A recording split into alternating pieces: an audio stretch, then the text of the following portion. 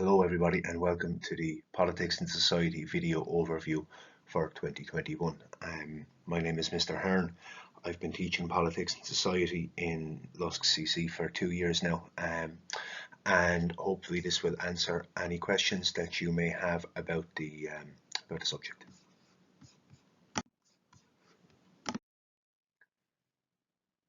The subject itself is quite new. It was only launched back in 2016. The aim of the subject is to help create a new breed of informed and active citizens. So it's based around the concepts of political theory. There are 16 different political theorists that we will be studying, and they range from stuff from the 16th and 17th centuries all the way up to very current stuff, stuff that's been published in the last within the last couple of years. So it's a wide sweep of political theory, and showing you the big ideas behind government and behind decision making and behind society. So the ideas that underpin all of this. On a more practical level, we look at power and decision making. We look at who are the people who make decisions in our society. How do they get their job? How do we keep an eye on them as citizens? How do we monitor what they do and make sure that there is accountability? How do we remove these people from office if we reckon that they're not up to the job? And how would you go about getting that job yourself? All right, so we look at the structures of power and decision making in the school, local level, on a national level, and then again on an international level. So it's a broad sweep of the power of decision makers. In addition to that, we look at human rights and the ideas backing up human rights. Where do they come from? Are they enjoyed by everybody? What human rights laws apply to people in this country and worldwide, and then also case studies of human rights violations in the world. So particularly might be of interest for somebody who has an eye on studying law. There is something that will interest people who are legally minded there in the human rights section. We also look at globalization and identity. We look at the forces that are bringing the world closer and closer together.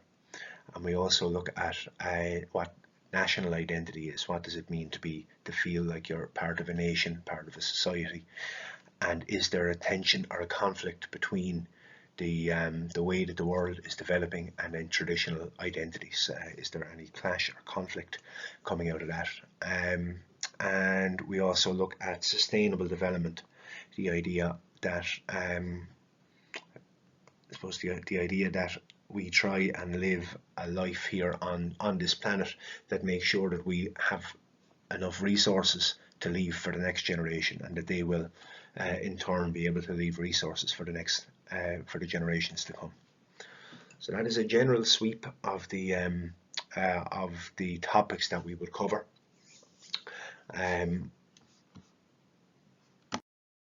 So the subject is structured exactly the same way as the other option subjects you'll be looking at. It gets 5 periods a week. This year we do it as 2 doubles and 1 single. So I think the students really enjoy the doubles because it gives us the opportunity to try a few different things into one class block. So we might have a little bit of individual work, a little bit of group work, maybe a class discussion, a debate, and then something then to finish it off. So there's a lot of flexibility in the doubles there, so students tend to enjoy those quite a bit. In a typical week, we could be analysing the news. Particularly on a Monday, we could go over, okay, lads, we'll look over all the news that happened last week, and we'll see if we can see any of our political theories backing these up, or any evidence of the theoretical side of politics in the current events. In an election year, we'll be looking at what's going on in an election, what parties are promising, what policies, and we look at election results in a good bit of detail. And towards the end of the week, we usually have some kind of a debate where we we would in a kind of a formal, in a structured way, we would debate out the ideas that we would have covered in the week, and it's just a good way of processing everything that we've done in a week, and that way then we can kind of move on to the next week, because the beauty of this subject is we never know what's going to happen in the news. We might think that we know, or we can make predictions, and then all of a sudden something crazy happens, and then that's what we're looking at then on Monday morning, and we're trying to make sense of it and trying to see where it fits into the grand scope of the curriculum. Assessment at Leaving Certificate. So this is done on an 80-20 model. You get 80% for the exam, 20% for a project. I'll talk you through the exam first. So there are 3 sections in the exam: short questions, database questions, and the discursive essay. The short questions, there were 5 marks each. You answer 10 questions, and they could be from any topic on the curriculum at all. And there is an element of choice in there as well. So you don't have to answer every question, but you'll have to answer 10. A database question, then, this will be like the results of a survey or something, some piece of data on a particular topic, and you will investigate it and you will make a decision on if it is reliable or not, and what conclusions can you draw from that piece of data.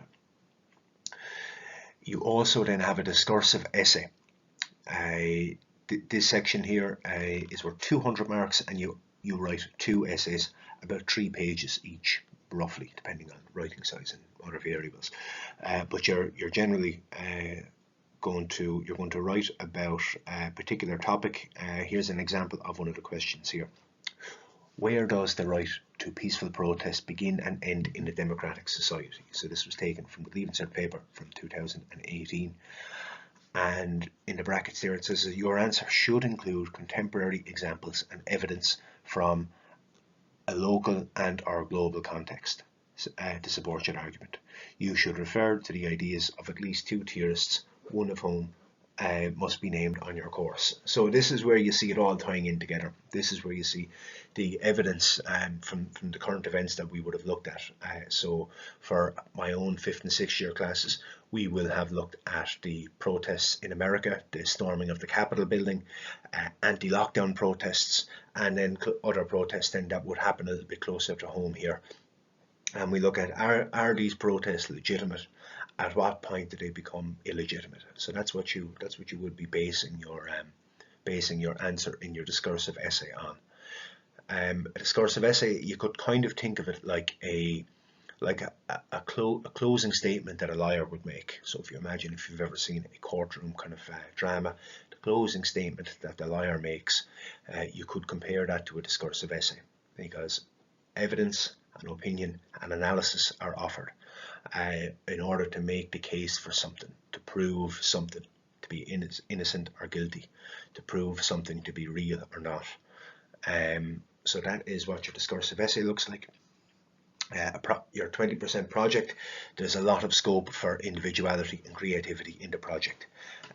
So the whole idea about it is that it's based on citizen activism. So it's based on the idea that you are an active citizen and that you see a problem in the world, and that you have the knowledge and the tools and the skills and the confidence to go ahead and do something about that. So students research their topic, they contact politicians, NGOs, charities, and plan an event around a particular issue. So the event will be run at some stage in 6th year, and then you will write up the report in April, and then you will submit it then. So if all goes according to plan, you already have 20% going into the exam in June. Just an example of one from last year, or from this year I should say, is research the environmental impact of fast fashion.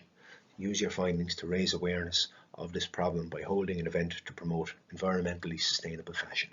So this is all about the problems associated with very, very cheap clothing, buying t-shirts for €2, wearing them once or twice and then throwing them out. So the students would investigate all of the problems associated with that. So the water pollution, where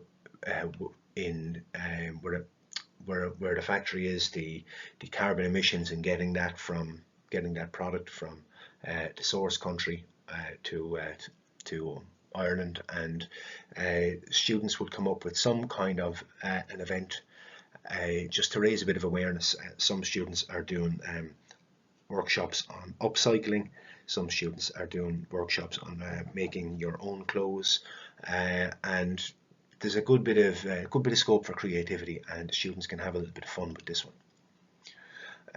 So that is the assessment, and the next slide is going to be just a little bit about some student feedback. This is a small sample of some feedback that some of our 6-year students gave.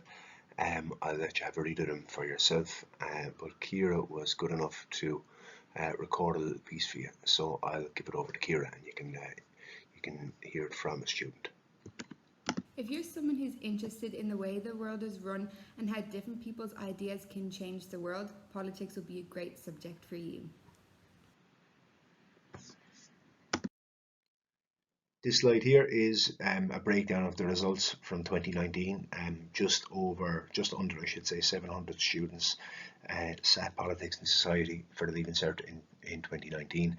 And if you look at the higher level breakdown here, we have from a H4 up, we have almost 60% of students achieve a H4 or up, right? So it's an average of about 60 points, 63 points I think is the average for each student sitting at higher level. And we can see that the fail rate is actually very, very low. So not a whole lot of students would have actually failed this exam. And then we also see then at ordinary level, we can see that there is a good chunk in and around the middle. So it's not there's not a whole lot of danger in failing this exam, and there is the potential to do quite well. If you look at even 10% of students getting a H2, that is they're very promising results. For potential careers, politics and society would be a very good pathway into a lot of different careers, be they politics, law, the NGO sector, the humanities. Getting into education or sociology, the study of society would be a very good foundation for people who wanted to go off and study sociology at an undergraduate level. It would also be good for people getting involved in foreign aid, advocacy, working in the charity or the human rights sectors, and also the media, because there is a big component on how the media operates and ethics in the media and stuff like this. So it's a good examination of the media in Ireland, so it would be a good foundation for any potential careers in either of those fields. That is it now for this video, so I do appreciate your time and attention. I hope that I have answered all of the questions that you would have had. If not, then feel free to send me an email. You can get me at philiphearn@luskcc.ie, or if you would rather speak to somebody who has done the subject already, then I could put you in touch with some of my 5th or 6th year students, and they might be able to answer some questions for you. So that is it. If you have any questions, please let me know, and thank you for your time.